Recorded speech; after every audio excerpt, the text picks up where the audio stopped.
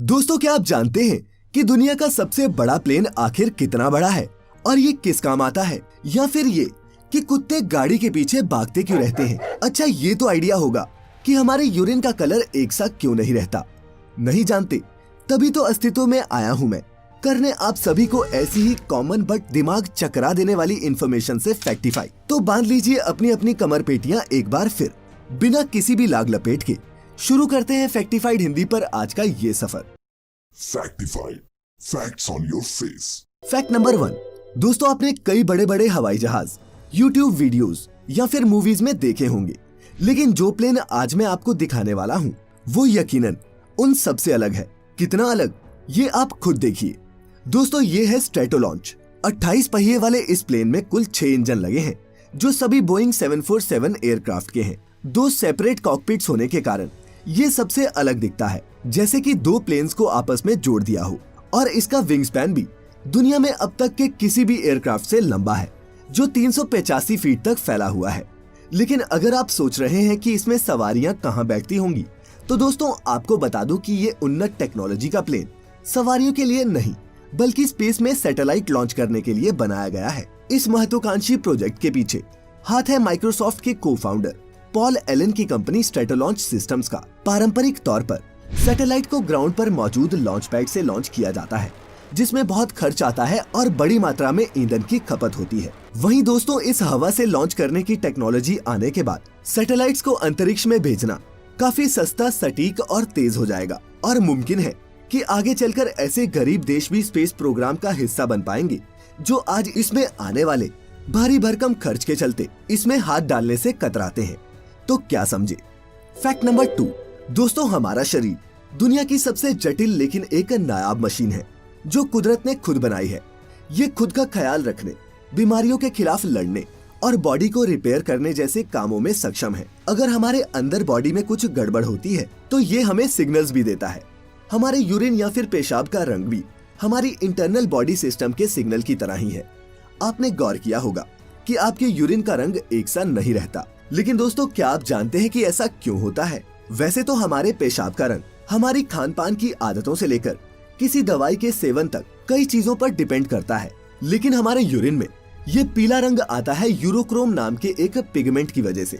मोटे तौर पर गहरे पीले रंग के यूरिन आने का मतलब है कि बॉडी सही से हाइड्रेटेड नहीं है और शरीर को पानी की जरूरत है। कम पानी पीने से यूरिन भी कम बनता है और यूरोक्रोम पिगमेंट के डाइल्यूट ना हो पाने की स्थिति में हमारा पेशाब गहरे पीले रंग का हो जाता है। तो वहीं हल्का पीला रंग या फिर क्लियर यूरिन एक हेल्दी बॉडी का साइन है। साथ ही आपको ये भी बता दूं दोस्तों कि किडनी में स्टोन बनने का एक बड़ा कारण कम पानी पीना है। तो अगर आपका भी यूरिन लगातार डार्क येलो कलर का रहता है, तो चिंता ना करें, बस थोड़ा ज्यादा पानी पिए। तो समझे बंधु, अगर कुछ नया सीखा हो तो इस वीडियो को लाइक किए बिना कहीं मत जाना। वहीं इस चैनल पर पहली बार आने वालों को मैं इनवाइट करता हूं हर हफ्ते हमारे इस कमाल के सफर का हिस्सा बनने के लिए। इसके लिए अभी सब्सक्राइब करें और बेल आइकन पर क्लिक करके ऑल सिलेक्ट कर लें, ताकि हमारी नई वीडियो की नोटिफिकेशन आपको मिल जाए। Fact number 3। दोस्तों, हमारे देश में आवारा कुत्तों की भी एक बड़ी जनसंख्या है, जो अक्सर आपको किसी फ्लाईओवर के नीचे गैंग वॉर करती नजर आ जाती है। इन आवारा कुत्तों का एक शौक और है, और वो है बेवजह सरपट भागती गाड़ियों के पीछे दौड़ना और उनके साथ रेस लगाना। लेकिन दोस्तों, क्या कभी आपने ये सोचा है कि ये ऐसा क्यों करते हैं? नहीं तो मैं बताता हूँ। दोस्तों, इसके पीछे भी साइंस है। कुत्ते इंस्टिंक्ट से टेरिटोरियल होते हैं, माने कि इनके भी अपने इलाके होते हैं। और जैसा कि हम सब जानते हैं कि कुत्तों को जगह जगह सूसू करने की आदत होती है, और किसी गाड़ी के टायर जैसी जगह तो इनकी फेवरेट होती है। ये करके दरअसल वो अपने इलाके की निशानदेही करते हैं, ताकि किसी भी अनजान कुत्ते को ये समझ में आ जाए कि ये उसका इलाका नहीं। लेकिन जब आप यही कार किसी और इलाके में लेकर जाते हैं, तो वहाँ के आवारा कुत्ते इस अनजान स्मेल को बर्दाश्त नहीं कर पाते और गाड़ी पर दावा बोल देते हैं। दूसरा दोस्तों, कुत्ते शिकारी जानवर होते हैं, और वो सिर्फ गाड़ी ही नहीं बल्कि बाइक या फिर बच्चों के पीछे भी भागते हैं। इंसान के साथ के चलते अब इन्हें शिकार करने की तो जरूरत नहीं पड़ती, लेकिन ये दौड़ इनके लिए एक एक्सरसाइज जैसी होती है। तो अगली बार आपकी गाड़ी के पीछे कुत्ते पड़ जाएं, तो आप घबराएं या फिर बेवजह गुस्सा ना करें, बल्कि शांत रहें, गाड़ी धीमी करें और इनकी तरफ प्यार से देखें। क्या पता इनका मूड बदल जाए। Fact number 4। ये अगला फैक्ट है हमारे दारू के शौकीन दोस्तों के लिए। दोस्तों, आप में से कई लोगों की फेवरेट अल्कोहल विस्की ही होगी, लेकिन क्या आप सब ये जानते हैं कि विस्की आखिर बनती कैसे है? नहीं जानते तो आज ये प्रोसेस भी समझ लीजिए। क्या पता अगली पार्टी में आपके पास कुछ नया हो बताने के लिए। तो विस्की बनाने के लिए सबसे जरूरी इंग्रेडिएंट जो होता है वो होता है किसी तरह का अनाज, जिसमें जौ, मक्का, गेहूं कुछ भी हो सकता है, लेकिन इसमें इनके मॉल्टेड वर्जन को इस्तेमाल किया जाता है। दोस्तों, मॉल्टिंग एक ऐसा प्रोसेस है जिसमें इन ग्रेन्स को जर्मिनेट करके फिर अगले ही स्टेप पे सुखा लिया जाता है। ऐसा करने से अनाज के इन बीजों में कुछ स्पेशल एंजाइम्स बनते हैं जो इसमें मौजूद स्टार्च को शुगर में बदलने में मदद करते हैं। सबसे पहले इस अनाज को पानी में मिक्स करके एक बड़े कंटेनर में डालकर बॉईल किया जाता है। फिर इसे ठंडा करने के बाद वापस फिर से उबाला जाता है और ये प्रोसेस कई बार किया जाता है। इसके बाद अगला स्टेप होता है इस मिक्सचर में यीस्ट या फिर खमीर डालना, जो इसके अंदर मौजूद शुगर को खत्म करने का काम करती है। कुछ ही घंटों में इसमें अल्कोहल की मात्रा बढ़ने लगती है। फिर इसे वापस गर्म किया जाता है, जिससे प्योर अल्कोहल भाप बनकर ऊपर उठने लगती है और इसी भाप को दूसरे कंटेनर में कंडेंस करके कलेक्ट कर लिया जाता है। फिर इस विस्की को लकड़ी के बैरल्स में भरकर स्टोर किया जाता है। ये जानना भी जरूरी है दोस्तों कि इन बैरल्स को अंदर से जलाया होता है ताकि विस्की को एक स्मोकी फ्लेवर मिल सके। फिर विस्की के इन बैरल्स को गोडाउन में लगभग 3-4 सालों के लिए रख दिया जाता है, जिससे विस्की का असली स्वाद निखर के तो आता ही है, साथ ही विस्की को अपना जाना पहचाना रंग भी मिलता है। खैर, इस प्रोसेस को समझने के बाद आप कहीं घर पर ही विस्की बनाने का प्लान मत बना लेना। बढ़ते हैं अब अगले फैक्ट की तरफ। Fact number 5। दोस्तों, हमारे देश में महिलाओं के साथ होने वाले अपराधों में डोमेस्टिक अब्यूज और वायलेंस सबसे ज्यादा देखने को मिलता है। जब अपने ही जान के दुश्मन बन जाते हैं, उस स्थिति में इन महिलाओं की मदद ना तो पुलिस करती है और ना ही इनके मायके वाले कुछ कर पाते हैं। लेकिन अगर महिलाएं ठान ले तो एक एक जुल्म का बदला लेना वो जानती हैं। आज इस फैक्ट में आपको यकीन हो जाएगा।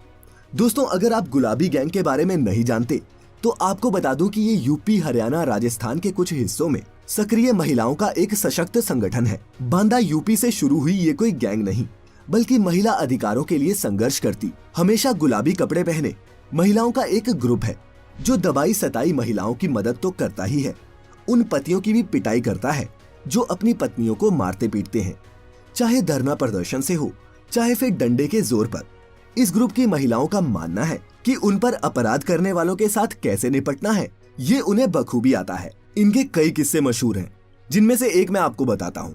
2007 में एक दलित महिला के बलात्कार के बाद जब पुलिस ने आरोपियों की मदद की और पीड़िता के संबंधियों को ही जेल में डाल दिया, तब गुलाबी गैंग पुलिस स्टेशन पहुंच गई और इन्होंने पुलिस वालों को ही पीट दिया। इसके अलावा वाजिब कमाई के जरिए देकर ये ग्रुप महिलाओं को आगे बढ़ने में मदद कर रहा है, जिसके लिए इनकी जितनी तारीफ की जाए कम है।